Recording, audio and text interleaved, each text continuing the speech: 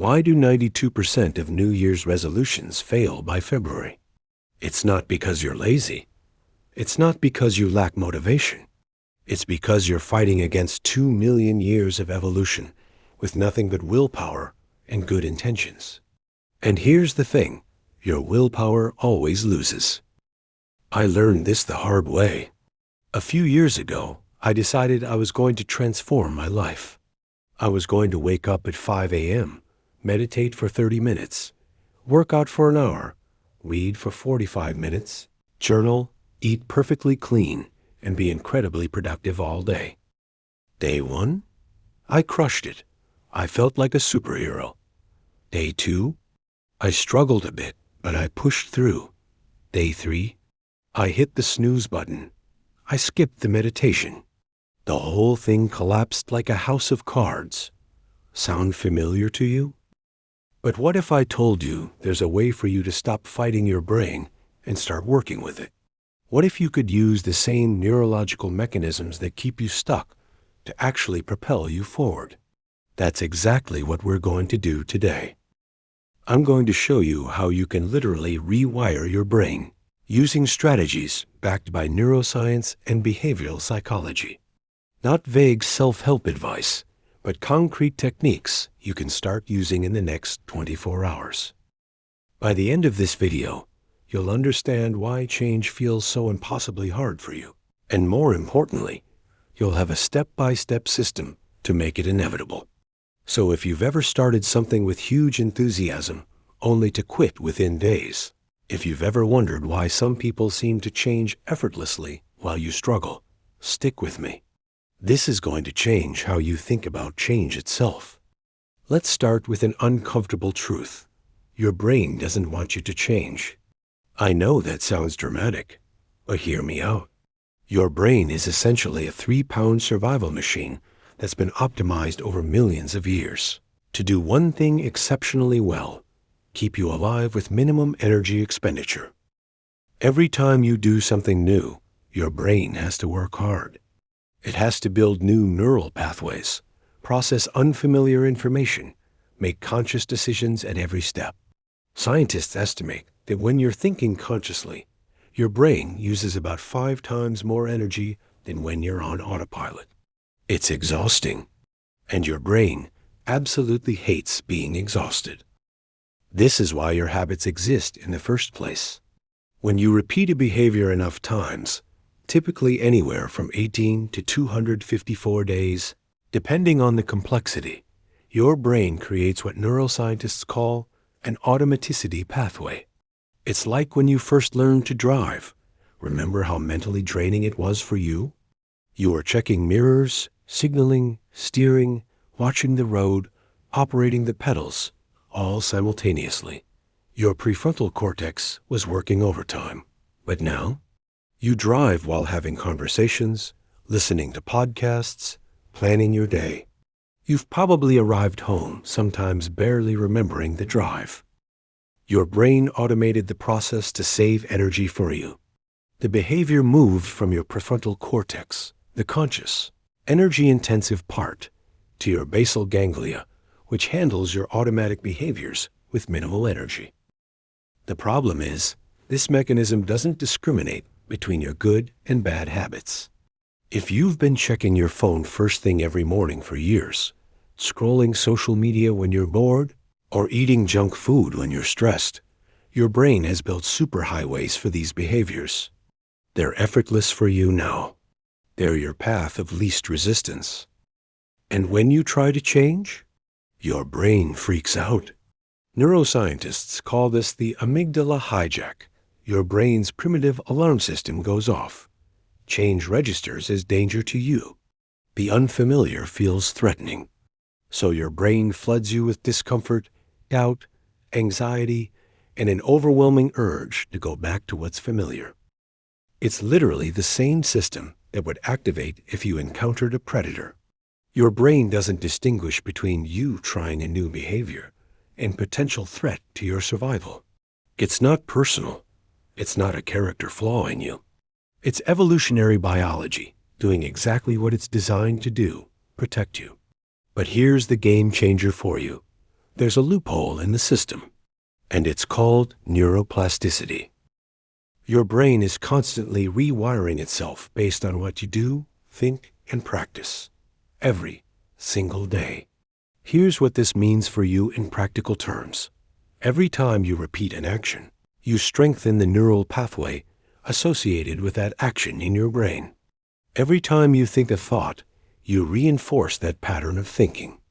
Every time you practice a skill, you literally grow the brain regions involved in your head. The neuroscientist Donald Hebb summarized it perfectly. Neurons that fire together, wire together. Imagine you're walking through an overgrown field. The first time, you're pushing through tall grass. It's hard work for you. But if you walk the same path every day, you create a trail. The grass gets trampled down. Then it becomes a clear path for you. Eventually, with enough repetition, it's a road, then a highway. Your brain works exactly the same way for you. The first time you perform a new behavior, it's difficult for you. You're blazing a new trail in your mind. But each repetition makes it easier for you. The neural pathway gets stronger, faster, more automatic. And here's the flip side. Pathways you don't use begin to weaken. This is called synaptic pruning. Your brain is constantly optimizing for you, keeping the connections you use and eliminating the ones you don't. Use it or lose it isn't just a saying. It's literal neuroscience happening in your brain right now. This is incredibly empowering for you, but there's a catch. You can't force this process through sheer willpower. Your willpower is a limited resource that depletes throughout your day. Psychologist Roy Baumeister demonstrated this in famous experiments. When people had to resist eating cookies, they performed worse on subsequent self-control tasks. It's why you make good decisions in the morning and eat ice cream straight from the container at night. Your willpower is like a muscle that gets tired. And when it's tired, your autopilot takes over. Your old habits win. But you can change your brain through strategic repetition. You can build new highways while your old ones fade from disuse. And that brings us to the first and most powerful technique for you. The micro-step method, making change invisible to your brain. This is hands down the most underrated principle in behavior change, and it's going to transform how you approach any goal. Your brain resists big changes, but doesn't even notice small ones. Let's say you decide, starting tomorrow, I'm going to the gym for an hour every day. What does your brain hear? Threat level, maximum. That's way too different from your current routine. Every resistance mechanism in you activates. You'll feel it immediately. That heavy feeling, the mental resistance, the voice in your head listing all the reasons why you can't do it. That's your amygdala screaming at you.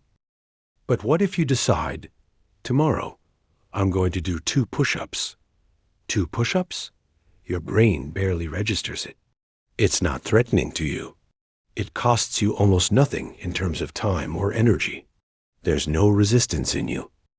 And here's the beautiful trick for you. You don't actually care about doing only 2 push-ups. The goal is to build the neural circuit of the action itself in your brain. Once you've put on workout clothes and gotten down on the floor, the hard part is done for you. You'll probably do 10 push-ups, maybe 20, maybe a full workout. But even if you only do 2, that's perfect for you, because you're building the highway in your brain. You're telling your brain, this is something we do now. Let me give you more specific examples of how you can apply this. Instead of, I'm going to meditate 20 minutes every day, you do, I'm going to take 3 conscious breaths when I wake up. Instead of, I'm going to write a book, you do, I'm going to write 1 sentence every day. Instead of, I'm going to learn Spanish, you do, I'm going to learn 1 new word per day. You see the pattern? You're making the behavior so small that your brain can't justify resisting it. It's called 2-minute rule. Any habit you want to build can be scaled down to a version that takes less than 2 minutes. Common mistakes you need to avoid. Mistake number 1. You made the microstep too big. You think 10 minutes is small enough, but your brain still resists. If you feel resistance, your step is too big for you. Make it smaller, ridiculously small, embarrassingly small. 2 minutes, 1 minute, 30 seconds. Mistake number 2. You judge yourself for the microstep being too easy. Your ego wants to do more. You feel like 2 push-ups don't count. This is self-sabotage. The microstep isn't about the immediate result for you. It's about building the neural pathway. Trust the process for yourself. Mistake number 3. You skip the microstep because what's the point? You think, if I'm going to do such a small amount, why bother? This is your brain trying to trick you. The point is consistency for you. Showing up is 90% of the battle. You're training your brain that you're someone who does this thing. Mistake number 4. You don't celebrate the microstep. You do your 2 push-ups and immediately think, that's nothing. I should have done more. Wrong. You need to celebrate it like you just won a championship. Your brain needs the dopamine hit to reinforce the behavior for you. Mistake number 5. You scale up too quickly. You do 2 push-ups on Monday, and by Wednesday, you're trying to do 50. Your brain panics, and you quit. Stay micro for at least 2 weeks before you even think about increasing. Let your brain get comfortable with the new normal for you first. The micro step completely bypasses your brain's resistance system. You're essentially hacking your own threat detection system by staying under the radar. This is how you sneak past your brain's defenses. Once you've started, the hardest part is over for you. Here's another uncomfortable truth about you. Most of your decisions aren't actually conscious choices you make. They're automatic responses to your environment. Behavioral scientists call this choice architecture, and you can engineer it to work in your favor. Think about this. Your physical environment is a constant stream of triggers for you. If your phone is on your nightstand, you're almost guaranteed to check it first thing when you wake up. If there are cookies visible on your kitchen counter, you're going to eat them. If your TV remote is on your coffee table, you're going to watch TV. This isn't about your willpower. It's about how your brain responds to stimuli in your surroundings. The solution for you? Change your environment, not yourself. Let me give you the framework. You want to create friction for bad habits and remove friction for good habits. Adding friction to reduce bad habits. Want to stop checking your phone so much? Don't just rely on your willpower. Put your phone in another room, or in a drawer, or in a lockbox with a timer. Every extra step you add makes it less likely you'll do it automatically. Want to stop eating junk food? Don't buy it. But I'll just go to the store and get it. Yes, but that's friction. That's extra steps. Many times you won't bother. And when you do, you're making a conscious choice, not an automatic one. Want to stop watching TV before bed? Unplug it after you use it. Put the remote in another room. Every obstacle you create helps you. Removing friction to increase good habits. Want to work out in the morning? Sleep in your workout clothes. Sounds crazy, but it works for you. Put your shoes right by your bed. The less you have to do, the more likely you'll do it. Want to eat healthier? Prep your meals on Sunday. Cut up vegetables and put them in clear containers at eye level in your fridge. Buy pre-washed salads. Make healthy eating the easy choice for you. Want to read more? Put a book on your pillow. You'll have to move it to get into bed. While you're holding it, you might as well read a page for yourself. Let me tell you about a study done with hospital staff. They wanted doctors and nurses to use hand sanitizer more often. They tried education. Didn't work. They tried reminders. Didn't work. You know what worked. They put hand sanitizer dispensers everywhere, right by every door, every bed, every desk. Usage went up over 50%. They didn't change the people. They changed the environment. Common mistakes you need to avoid. Mistake number 1. You redesign your environment once and expect it to last forever. Your environment needs constant optimization for you. You'll adapt to it, find workarounds, get sloppy. Review and adjust your setup monthly. Mistake number 2. You think you're cheating by making things easier. Some people think they should be able to resist temptation through pure willpower. That's not strength, that's ego. Smart people engineer their environment. You're not cheating. You're being strategic for yourself. Mistake number 3. You only focus on removing bad stuff, not adding good stuff. It's not enough to hide the cookies. You need to make the apples visible and accessible for you. Don't just remove temptation. Install better options in your space. Mistake number 4. You underestimate visual cues. Your brain is incredibly responsive to what you see. A book cover is more powerful than you think. A water bottle on your desk works. A bowl of fruit matters. Use visual cues deliberately for yourself. Mistake number 5. You ignore your digital environment. You think about your physical space, but your phone and computer are environments too. Organize your apps. Delete social media from your phone. Use website blockers. Your digital environment shapes your behavior just as much for you. Think of it this way for you. Future you is going to be tired, distracted, and low on willpower. Design your environment today so that even tired, distracted, low willpower you makes the right choice tomorrow. You're not trying to become a person with superhuman self-control. You're trying to become a person who doesn't need it. Last strategy, and possibly the most powerful for you, hack your dopamine system. Dopamine is the neurotransmitter of pleasure, motivation, and reward in your brain. When you do something your brain perceives as positive, it releases dopamine for you, and this reinforces the behavior. It's the fundamental mechanism of learning in your brain. The problem for you? Your bad habits, social media, junk food, procrastination, are engineered by billion-dollar companies to give you immediate dopamine hits. Good habits, exercise, studying, deep work, often have delayed rewards for you. Your brain is wired to choose immediate rewards over delayed ones. This is called temporal discounting. A marshmallow now is worth more to your brain than 2 marshmallows in an hour. So how do you trick your brain? You create immediate celebrations for positive behaviors. Here's the strategy for you. Did you complete your micro-workout? Do a little victory gesture for yourself. Fist pump, say yes.